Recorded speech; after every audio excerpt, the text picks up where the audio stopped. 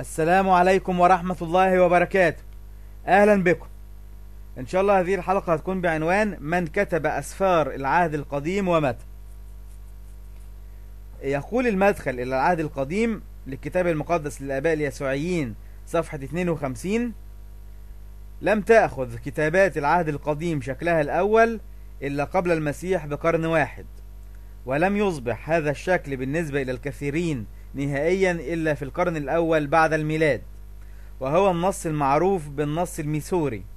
وأقدم مخطوط ميسوري بين أيدينا نسخ فيما بين 820 و 850 بعد المسيح، وهو لا يحتوي إلا على التوراة.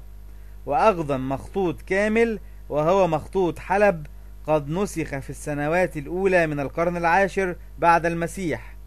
أما نسخ الكتاب المقدس العبري الحالية فهي منقولة عن النشرة التي صدرت في البندقية في السنة 1524 عن يد يعقوب بن حييم. انتهى كلام المدخل إلى العهد القديم للكتاب المقدس للآباء اليسوعيين صفحة 52. طيب، يبقى ملخص هذا الكلام ان النص بيقول ان اقدم مخطوط للعهد القديم نسخ ما بين عام 820 و 850 ميلاديا، ولا يحتوي الا على التوراة، يعني مش موجود فيه الا التكوين والخروج والعدد والتثنية واللويين بس، لا يوجد اي شيء تاني. وان اقدم مخطوطة كاملة يعني فيها الاسفار اللي موجودة الان هو مخطوط اسمه مخطوط حلب، ونسخت في القرن العاشر بعد المسيح، يعني بعد 1000 سنة من ميلاد المسيح نسخ العهد القديم. وأن نسخة الكتاب المقدس العبري لم تصدر إلا عام 1524، يعني أقل من 500 سنة. يبقى شفنا أن النسخ كان متأخر جدا جدا جدا، وطبعا التأخير في النسخ بيسبب مشاكل كثيرة جدا زي ما هنشوف بعد كده. طيب، نكمل في الموضوع. في صفحة 53 في المدخل إلى العهد القديم للكتاب المقدس للآباء اليسوعيين يقول: وقد يدخل الناسخ في النص الذي ينقله، لكن في مكان خاطئ تعليقا هامشيا يحتوي على قراءات مختلفة أو على شرح ما. والجدير بالذكر أن بعض النساخ الأتقياء أقدموا بإدخال تصحيحات لاهوتية على تحسين بعض التعابير التي كانت تبدو لهم معرضة لتفسير عقائدي خطير. يبقى الكلام ده بيقول ايه؟ بيقول ان النساخ كانوا بيدخلوا تصحيحات لاهوتية، بيدخل تصحيح لاهوتي من دماغه كده، هو شايف ان الكلام دوت كلام مش مظبوط، الناسخ اللي احنا ما نعرفش هو مين اصلا بيصحح على مزاجه.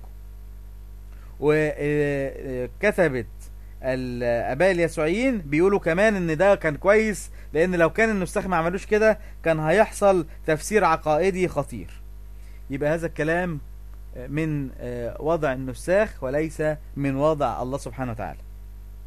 في نفس الصفحة صفحة 53 يقول النص: لم يتردد بعض النقاد في تصحيح النص الميسوري كلما لم يعجبهم لاعتبار أدبي أو لاعتبار لاهوتي.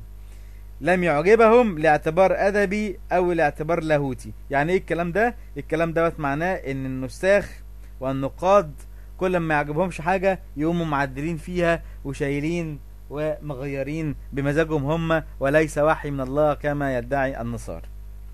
كل الكلام اللي بنقوله دوت من أقوال علماء المسيحية وبالصفحات، ولا يوجد أي مرجع إسلامي نتكلم منه أبدا. طيب، تعالوا كده نشوف دائرة المعارف الأمريكية المجلد الثالث صفحة 615 بتقول إيه؟ بتقول: لم تصلنا أي نسخة بخط المؤلف الأصلي. لم تصلنا أي نسخة بخط المؤلف الأصلي، يعني الأصل مش موجود، لكتب العهد القديم. أما النصوص التي بين أيدينا فقد نقلتها إلينا أجيال عديدة من الكتاب والنساخ، ولدينا شواهد وفيرة تبين أن الكتبة قد غيروا بقصد أو بدون قصد. الكتبة قد غيروا بقصد أو بدون قصد في الوثائق والأسفار التي كان عملهم الرئيسي هو كتابتها أو نقلها. طيب، مش ده دليل على التحريف؟ يعني لما الكتبة تغير بقصد او بدون قصد في الوثائق والاسفار، مش ده اسمه تحريف؟ الكلام دوت مين اللي بيقوله؟ بتقوله دائرة المعارف الامريكية المجلد الثالث.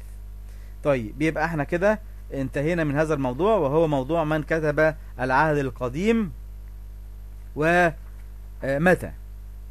ان شاء الله نكون قد وفقنا في الطرح. نستودعكم الله، والسلام عليكم ورحمة الله وبركاته.